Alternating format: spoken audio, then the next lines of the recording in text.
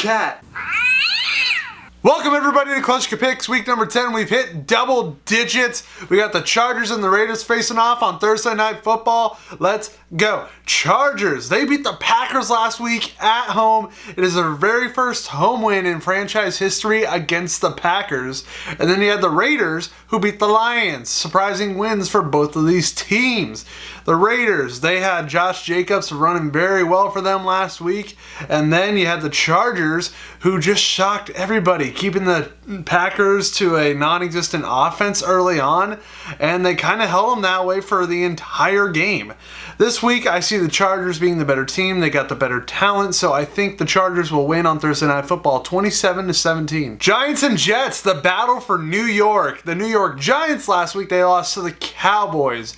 They looked like the Giants could have won that game in the beginning, but then they let it slip and the Cowboys came back, did their thing with the talent they have. Amari Cooper, Dak Prescott, Ezekiel Elliott got the job done because they just have a better overall team than the Giants, and that came a week later in the game.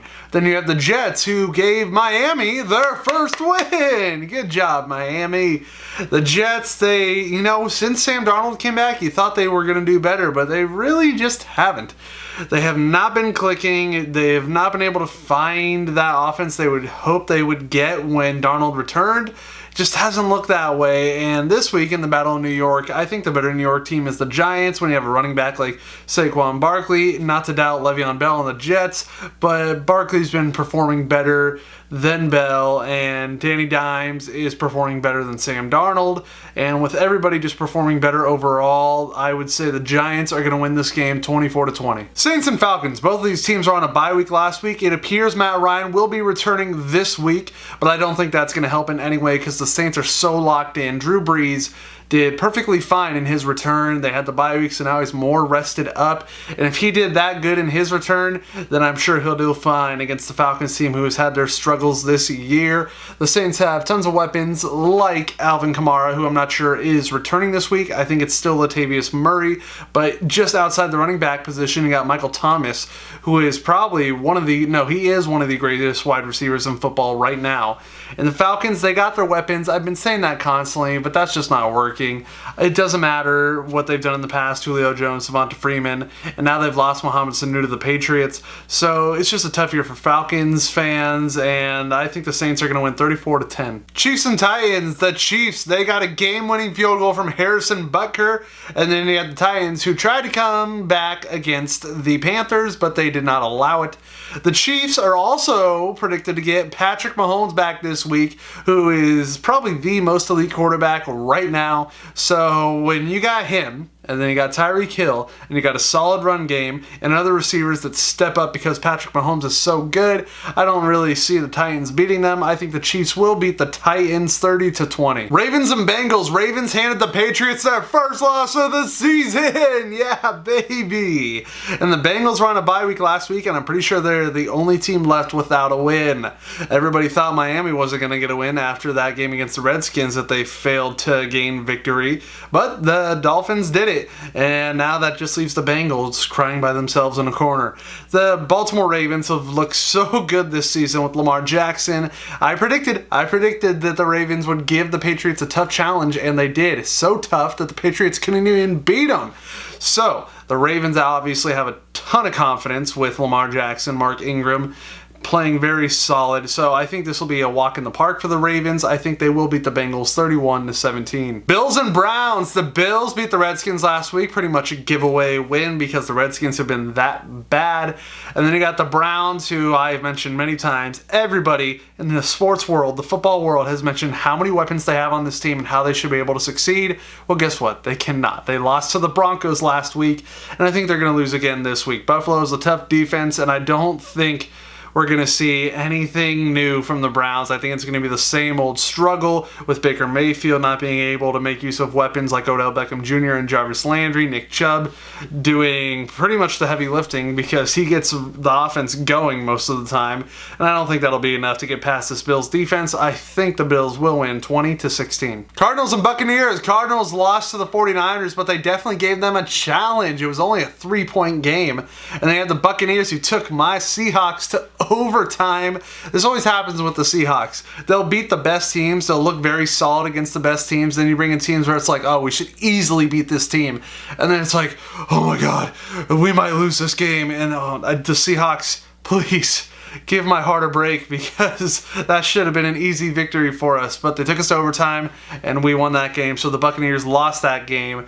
The Buccaneers, I don't know, man. I think they got to have this confidence for taking a team like the Seahawks to overtime and being very competitive the whole way. And the Cardinals have just seen struggle the entire season. Kyler Murray really hasn't found his groove.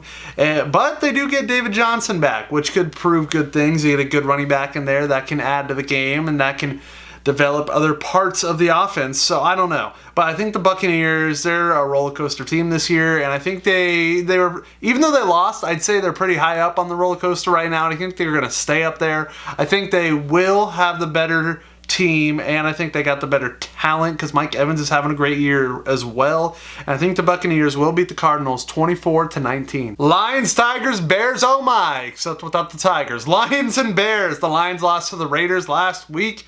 And then you got the Bears, who cannot get it together. They lost to the Eagles last week. Like I said, the Bears, roller coaster team this season. The offense has pretty much been lackluster. The defense is the thing that is on a roller coaster, just up and down, up and down, up and down. And the Lions, they haven't been terrible. They don't have the best record, but hey, they're still there. They're still competing, and they're giving themselves a pretty solid shot. Like, it's most likely not going to happen in a division with the Packers and Vikings, but they're performing better than I thought they would.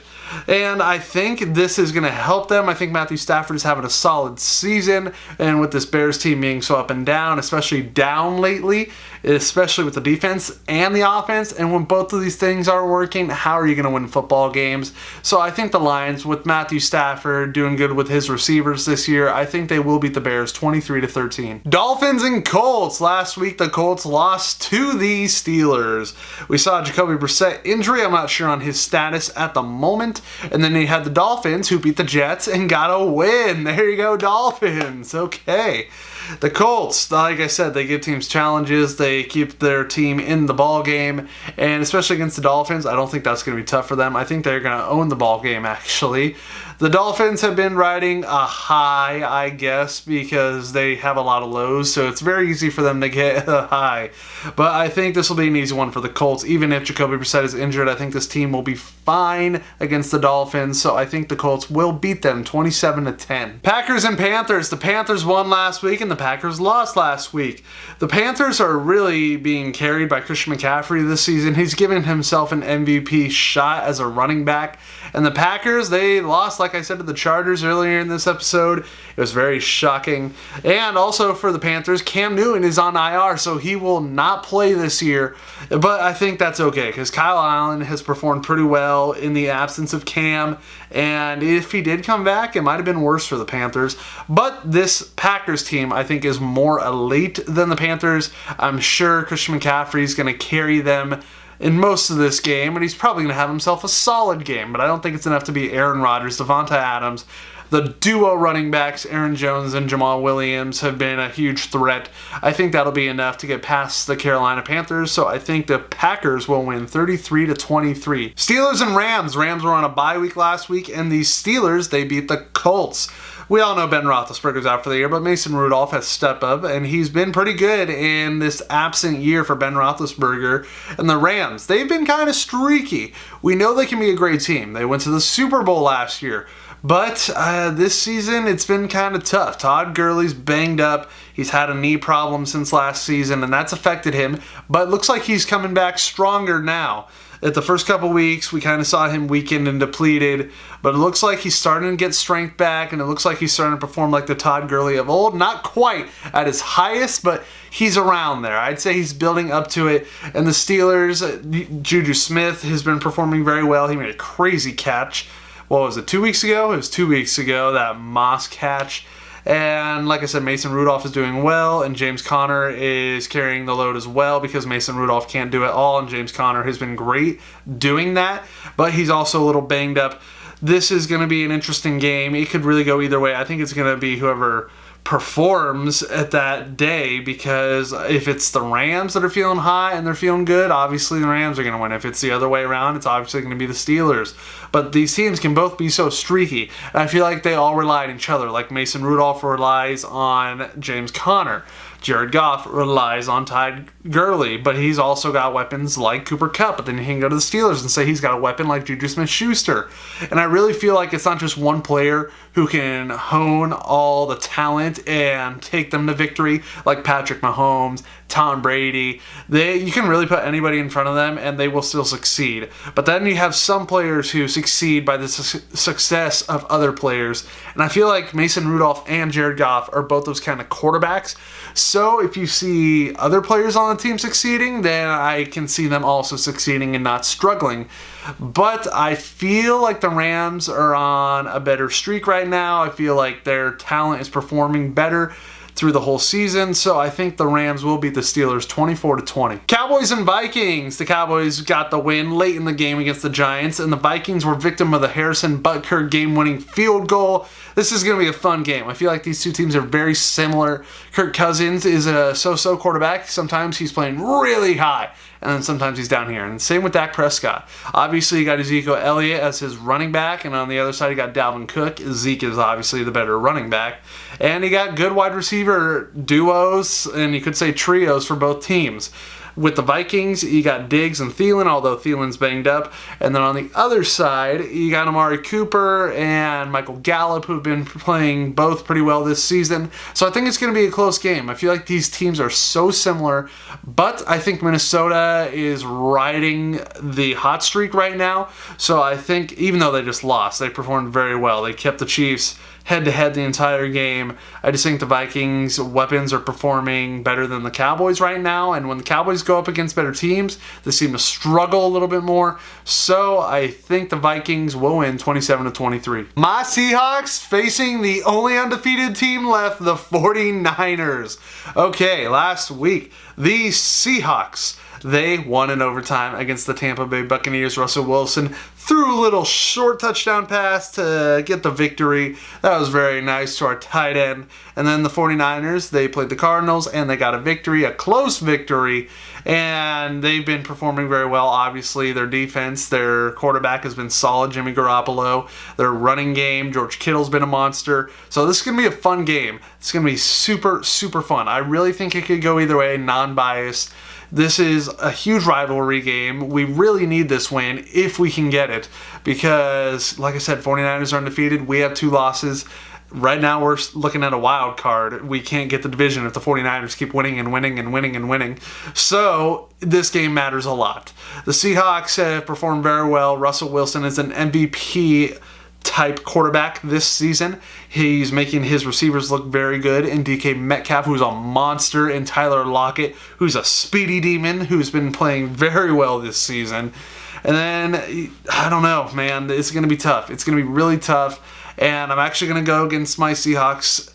Like, logically, of course, my heart says they're going to win. They're going to win.